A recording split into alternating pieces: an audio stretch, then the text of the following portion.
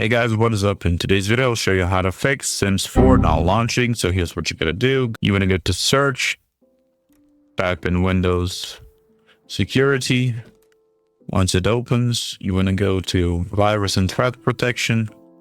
Once this opens, you wanna click on Manage Settings.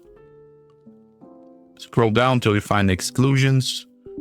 Click on it, and now you wanna go to Add an exclusion, and then you click Folder, this PC. If you have it installed through the Steam, you want to go to this PC, Program Files, x84, Steam Apps. So Steam Apps, Common, and now you want to find the Sims 4. So you want to find the Sims 4, and now you want to click once on it, and then click Select Folder, and it will add it to the list. After you added it to the list, you want to restart your PC, and then you want to relaunch the Steam, and it should work properly. Also, what you can do if it's not launching, if you have it installed on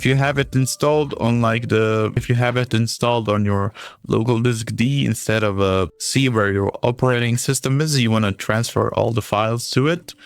So you want to exit out of this, go to Library, find Sims here. After you find it, you want to right click on it, click Properties, go to Installed Files, and now move the install folder, and you want to move it to the, if it's on D, you want to move it to the C drive. And then after you do that, you want to verify the game files. After you verify the game files, you want to restart your PC, and then the Sims 4 should work properly. That's it for this video. That's how you fix Sims 4 not launching. Hopefully this video helped you guys. Like, subscribe, comment down below. See you guys in the next one. Bye bye.